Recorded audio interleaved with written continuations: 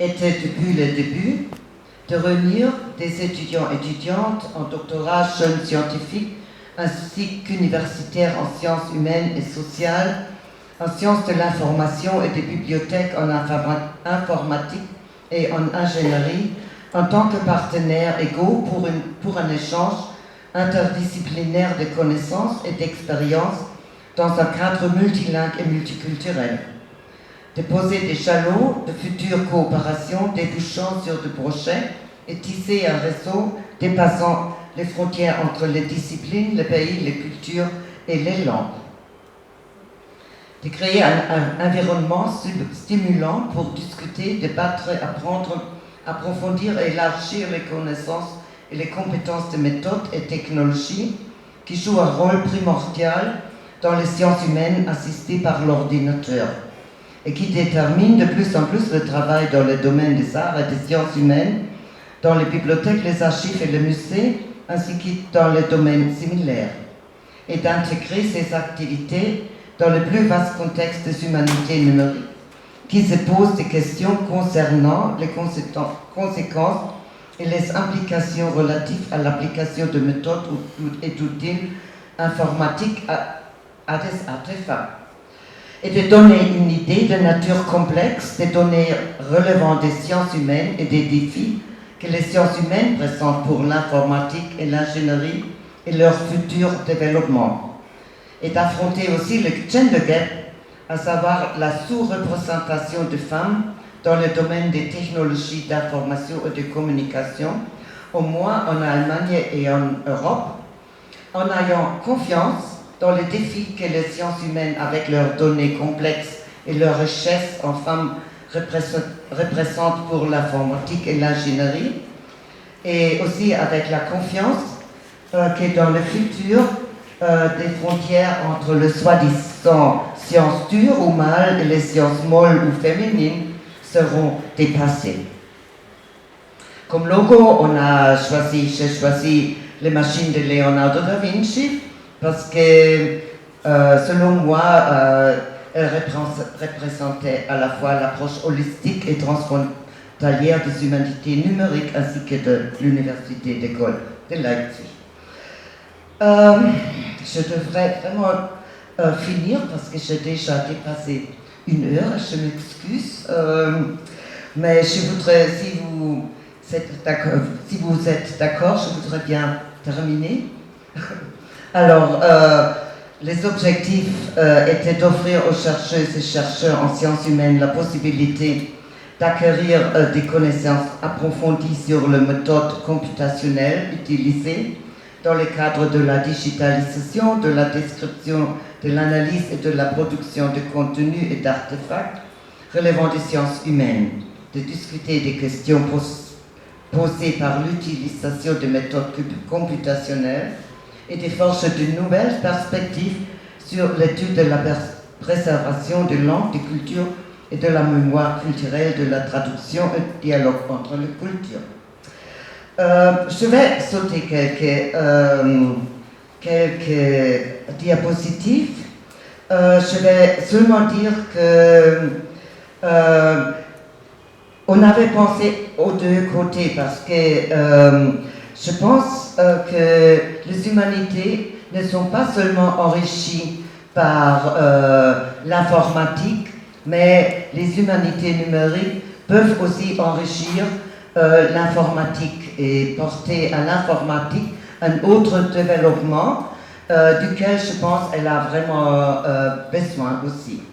Et ce qui était toujours très important et est toujours très important, c'est favoriser la création des réseaux de contacts et de recherche par-delà les disciplines, langues, cultures, pays et continents, et surtout une communauté durable et fiable où les participants de diverses éditions de l'école se sentent à l'aise et à laquelle ils peuvent recourir si elles ou ils ont besoin d'aide, de conseils ou de support.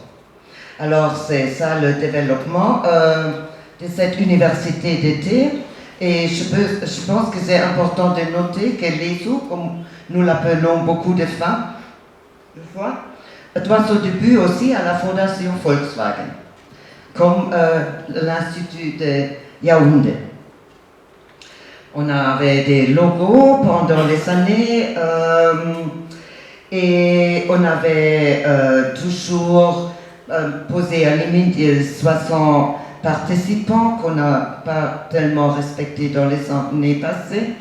On a 2 instructeurs, instructrices par atelier, on a les conférences, présentation de projets, présentation de résultats qui durent pendant les ateliers, une table ronde, visite, excursion, dîner en commun, et tout ça.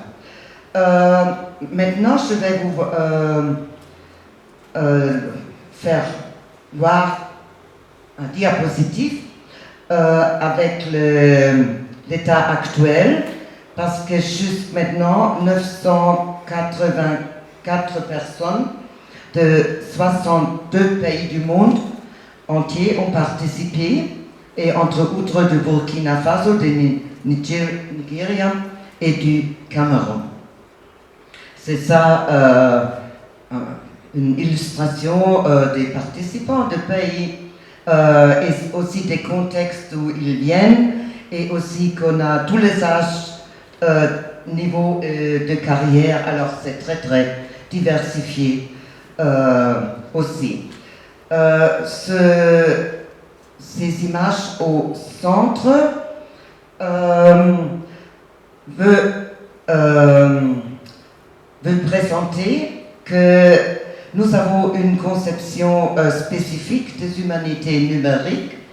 Nous entendons les humanités numériques ne pas comme assemblage de méthodes et outils, mais comme un ensemble d'épistémologie, de méthodologie, de pratiques qui a aussi des implications et pertinences sociopolitiques. Et pour cela, on intègre les ateliers avec des conférences et présentations de projets pour donner une vue d'ensemble du champ et favoriser on favorise la discussion des questions sociales, éducatives, théoriques ou éthiques avec une table ronde. Et la diapositive suivante cherche de montrer les activités que selon nous favorisent la création d'une communauté, comme ici aussi, pause café, déjeuner commun, dîner commun au restaurant, visite de la ville, de musées, de bibliothèques, excursions. Ça dépend naturellement aussi des moyens. Alors, ça c'est la diapositive. Dernière slide. C'est en effet à l'ESO, comme nous l'appelons l'Université européenne en humanité numérique, souvent par pure paresse, que j'ai rencontré le professeur Emmanuel Nguyoum pour la première fois. Il était un des participants de l'édition 2018, à qui je pouvais octroyer une bourse du DAD ou bien de l'Office allemand d'échange universitaire, parce qu'il avait déjà passé plus de 3 mois à une université allemande et était donc considéré un alumnus des universités allemandes. Pendant les 2 semaines où se déroulait l'université d'été, j'ai raconté à Emmanuel que des Nigériens qui avaient participé à l'université en 2015 et 2016 avaient fondé une école d'été en humanité numérique à Lagos, pour laquelle ils avaient cherché le support de la Volkswagen Foundation. Et que je souhaitais qu'un jour il y aurait une telle école aussi en l'Afrique francophone. L'an suivant, donc, en 2019, Emmanuel devait retourner à Leipzig pour la 10e édition de l'université d'été. Étant donné que je voulais inviter une spécialiste africaine en humanité numérique au sens large, mais avait du grand mal à m'orienter, j'ai demandé conseil à Emmanuel. C'était le début d'une coopération très fructueuse qui aboutit à l'invitation de la prof Evelyn Fokwe de l'université de Ouéa, qui nous donnait une conférence très intéressante sur les humanités numériques, le point de vue africain. Ce que nous apprend la documentation linguistique. À une table ronde sur les responsabilités des humanités numériques, à laquelle participaient aussi Evelyn et Emmanuel, au premier texte en bas, ça, sur le site de l'ESO. Je suis très très fière. J'aurais jamais cru alors qu'un Institut des humanités numériques d'Afrique francophone serait réalisé si vite. J'aurais eu la chance de collaborer avec Emmanuel à sa réalisation appuyée d'un financement de la Fondation Volkswagen. Qu'un jour, je serais allée avec mon assistante à Yaoundé pour rencontrer l'équipe locale en personne et mettre la dernière touche à la logistique de l'Institut Ensemble à Frédéric, Denis et Martial. Je parlerai des humanités numériques dans une leçon inaugurale à la première édition de l'Institut des humanités numériques d'Afrique francophone. Croyez-moi, je suis très très heureux d'entrer parmi vous et je me réjouis dès maintenant de faire la connaissance des participantes et participants de l'Institut provenantes de 7 pays divers de l'Afrique francophone. J'espère que vous pouvez apprendre beaucoup de choses nouvelles et intéressantes et que vous appréciez tout ce que le professeur Emmanuel et son équipe ont réalisé avec très grand souci, beaucoup de travail et, j'en suis sûre, aussi avec des nuits blanches. Et j'espère surtout que pendant cet institut se créera une communauté durable et fiable et donc une base aussi pour de projets en commun. Merci bien pour votre attention et je suis désolée que c'était plus long de ce que je devais.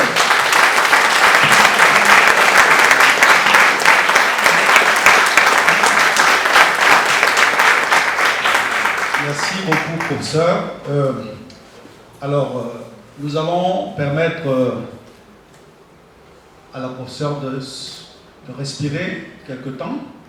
Pendant ce temps, j'aimerais prier monsieur le chef de département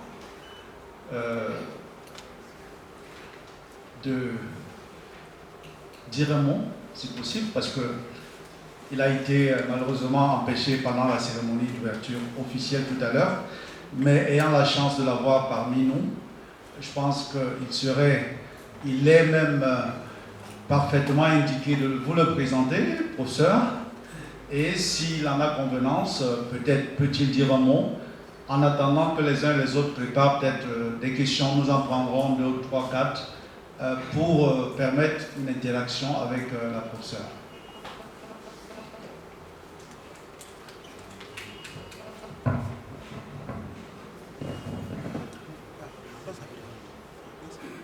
Bonjour à tous. Je me réjouis d'être là parmi vous cette fin de matinée. Et je voudrais m'excuser parce que j'ai été happé par une réunion ce matin aux environs de 9 h. Heureusement, elle a pu se tenir très rapidement, ce qui m'a permis de vous rejoindre et de prendre l'exposé très ambitieux du professeur Bure en chemin. Néanmoins, j'ai quand même pu retenir un certain nombre de choses très intéressantes.